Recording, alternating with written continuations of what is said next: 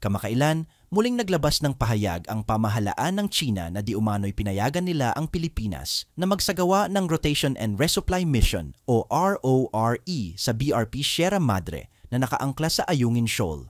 Ngunit agad itong pinasinungalingan ng National Task Force for the West Philippine Sea o NTFWPS. Ryan, paano raw nalusutan ng RORE mission ang mga Chinese na nangaharang sa may Ayungin Shoal?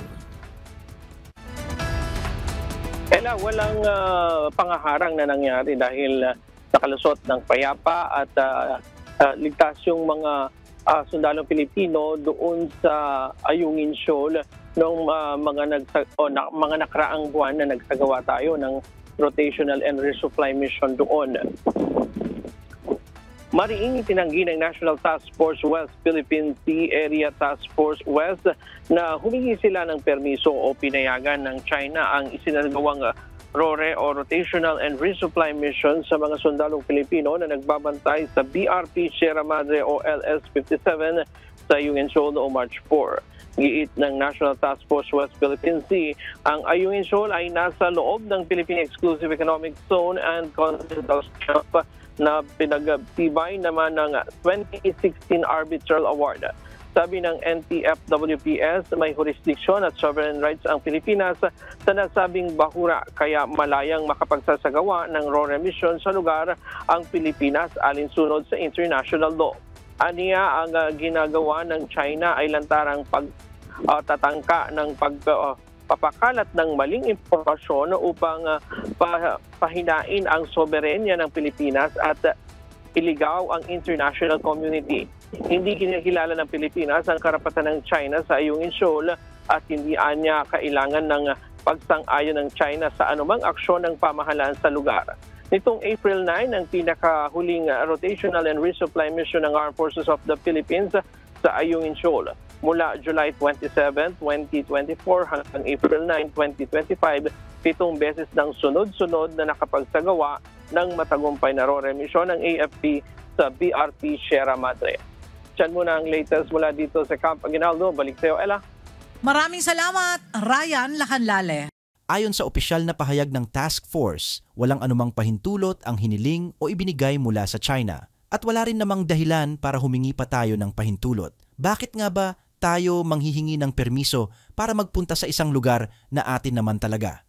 Ang Ayungin Shoal ay bahagi ng ating Exclusive Economic Zone at Continental Shelf alinsunod sa United Nations Convention on the Law of the Sea. Ito ay nasa loob ng 200 nautical miles mula sa ating baybayin. Isang katotohanang pinagtibay ng 2016 na arbitral ruling na pumabor sa Pilipinas at binasura ang malawakang pag-angkin ng China sa West Philippine Sea sa ilalim ng tinatawag nilang 9-dash line. Sa madaling sabi, ang China ay walang legal na karapatan sa mga lugar na ito at ang anumang pahayag nilang may kinalaman sa pahintulot o pagpapahintulot ay isang pagbaluktot ng katotohanan. Ginagawa nila ito upang palabasing may autoridad sila sa mga teritoryong wala naman silang lehitimong pag-aari. Ang masaklap pa, tila ginagawa nilang normal ang ganitong klase ng disimpormasyon. Hindi ito ang unang pagkakataon na naglabas sila ng ganoong pahayag. At kung hindi natin ito aaksyonan, paulit-ulit itong gagawin hanggang sa masanay ang mundo sa kanilang bersyon ng katotohanan. Kaya mahalaga ang naging tugon ng NTFF-WWPS. Sa isang maikli pero matatag na pahayag, iginiit nila, hindi tayo humihingi ng permiso sa kung kanino man para gawin ang nararapat sa sarili nating teritoryo. Ito ay isang simbolo ng paninindigan at isang paalala sa lahat, lalo na sa mga kabataan, na ang soberanya ay hindi isang bagay na ibinibigay, kundi ipinaglalaban at ipinagtatanggol. Hindi rin natin dapat kalimutan ang ating mga sundalo at marino na nasa BRP Sierra Madre. Sa kabila ng panganib, pananakot, at paulit-ulit na harassment mula sa Chinese Coast Guard at Maritime Militia, patuloy nilang ginagampanan ang kanilang tungkulin, ang bantayan at protektahan ang ating karagatan. Ang RORE mission ay para sa kanila para masiguro na may sapat silang supply, pagkain at kagamitan. At kung ito ay pipigilan o hahadlangan, Malinaw na ito ay isang pag-atake sa ating karapatang pantao at pambansang soberanya. Ang mensahe ng Pilipinas ay malinaw. Wala tayong balak makipag-away pero hindi rin tayo papayag na yurakan ang ating karapatan. Sa halip na maging tahimik sa gitna ng mali, pipiliin nating magsalita, lumaban at manindigan. Hindi lang para sa atin, kundi para sa susunod na henerasyon ng mga Pilipino. Kinundihan ng National Task Force for the West Philippine Sea ang agresibo at mapanganib na hakbang ng People's Liberation Army Navy, Chinese Coast Guard at Chinese Maritime Militia Vessel kung saan nalagay sa peligro ang buhay ng mga sundalong Pilipino at na-damage ang supply boat ng Pilipinas. Ito ay dahil sa ginawang dangerous maneuver at pagbangga ng mga barko ng China upang pigilan ang rotational at resupply mission kahapon. Ayon sa NSC, tahasang paglabag ito sa international law, United Nations Charter, United Nations Convention on the Law of the Sea o UNCLOS at 2016 Arbitral Award. Sa bukod na pahayag ni National Defense Secretary Gilberto Teodoro Jr., sinabi rin itong ang ginawang hakbang ng China ay taliwas sa kanilang pahayag na mabuting layunin at kagandahang asal. Dagdag nito na dapat umanong malaman ng international community na ang mga aksyon ng China ang hadlang sa kapayapaan sa South China Sea. Sa isang ulat ng Beijing, sinabi nito na alas 5:59 ng umaga nangyari ang insidente kahapon. Ayon naman sa security analyst na si Ray Powell, kakaiba ang ginawang supply mission ng AFP sa pagkakataong ito kumpara sa mga nakalipas na RORE mission sa BRP Sierra Madre. Again, we've got the one ship down to the southeast. There may be others that I can't see, but things do look a little different.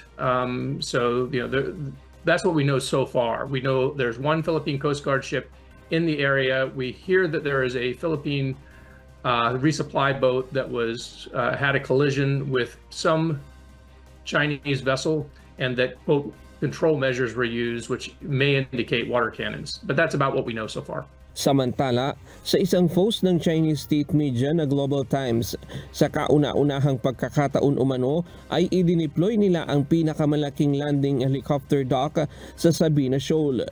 Dati nang may namataan ang PCG na amphibious assault ship sa Sabina Shoal noong June 4 nang magsagawa ng pagsasanay ang China sa lugar.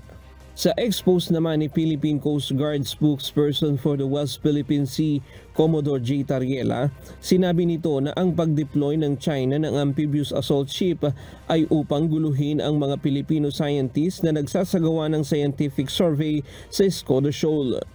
Mula ikalawang linggo ng Abril ngayong taon, idineploy naman ng Philippine Coast Guard ang pinakamalaking barko nito na BRP Teresa Magbanwa. Ayon kay Powell, pagpapakita ito ng matinding pagkontesta ng China sa pag-deploy ng BRP Teresa Magbanwa sa lugar. And I think that China has shown that it is concerned about the fact that the BRP Teresa Magbanwa has been stationed there really since the middle of April, and appears to be just sending a message that it intends to strongly contest the Philippines for control of the shoal. Dagdag ni Powell, dapat ding paghandaan ng Pilipinas at kaalyadong bansa kung sakaling ituloy nito ang banta ng pag-aresto sa mga Pilipinong mangingisda. Posible daw na mahantong ito sa hostage diplomacy. Because that could easily turn into a hostage diplomacy kind of situation where you can imagine there would be a lot of pressure, domestic pressure on the government to get your person back. For understandable reasons, and China could try to use that as an opportunity to put additional pressure on the government to make other concessions in other areas. Ryan Lacanlale, UNTV News and Rescue. Diyos ang aming sandigan, serbisyo publiko ang aming pinahahalagahan.